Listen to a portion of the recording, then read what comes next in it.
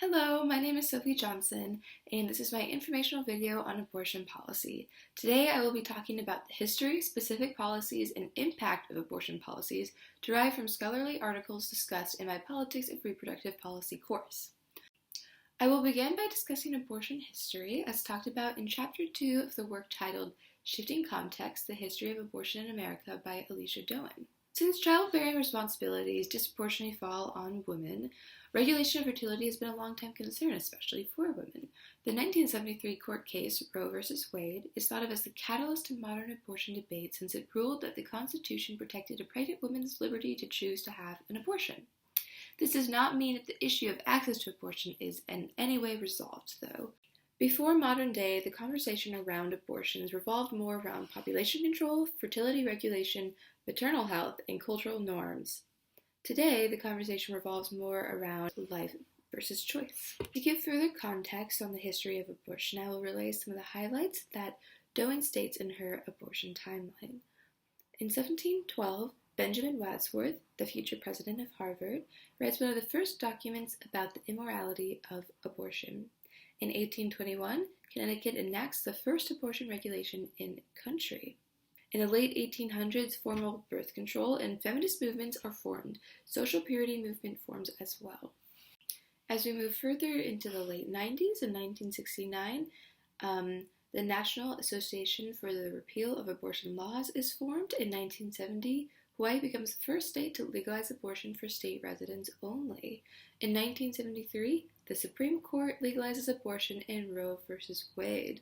To look further into abortion policy and how it affects women current day, I'm going to be discussing notes I've taken from the article How Race-Selective and Sex-Selective Bans on Abortion Expose the Color-Coded Dimensions of the Right to Abortion and Deficiencies in Constitutional Protections for Women of Color by April Shaw. Shaw argues that the current legal framework perpetuates racial stereotypes, disproportionates burdens and racial inequalities on women of color. Abortion laws that directly target women of color also interact with other seemingly neutral anti-abortion laws in a way that goes to show that even at a federal or state level, intersectionality within the conversation of access to abortion is primarily not considered. In the Discrimination Act of 2011, the Act states that a person who knowingly does any of the following is guilty of a Class 3 felony, which is 1. Performs an abortion knowing that the abortion is sought based on the race or sex of the child or the race of a parent of that child. 2. Uses force or the threat of force to intentionally injure or intimidate any person for the purpose of coercing a sex selection or race selection abortion. And 3. Solicits or accepts monies to finance a sex-selective or race-selective abortion.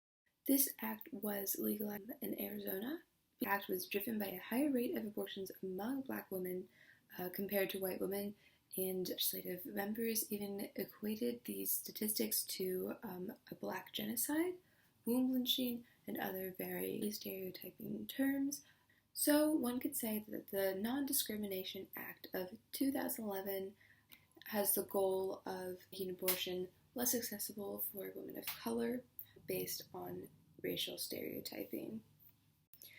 In terms of what individuals discourage the incorporation of an intersectional framework, it usually falls in the laps of white men, or just white people in general who hold higher privilege, especially when it comes to lawmaking and the government of even states. Important quote from this Vox article titled "Recent Abortion Bans Will Impact Poor People and People of Color the Most" is, if abortion, and potentially by extension miscarriage, is criminalized, we already know who will be harmed first. The same communities already being jailed for living in our nation without the right immigration papers, the pregnant asylum seekers being shackled by U.S. Marshals, the Black and brown bodies scrutinized by police in our neighborhoods, and the same communities chastised by politicians for having too many children. In order to move on from just the policies that affect us, it's also important to talk about the impact. I will be taking notes from the academic article, Population Group Abortion Rates and Lifetime Incidence of Abortion, United States, 2008 to 2014.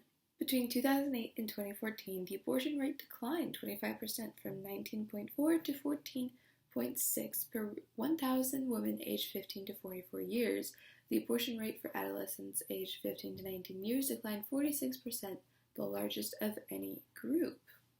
Not only do women of color and those with family incomes less than 100% of the federal poverty level have higher rates of abortion than do white women and those with higher incomes, but they also have higher rates of unintended birth. Laws and policies that make abortion more difficult to access have disproportionate impact on groups overrepresented among abortion patients.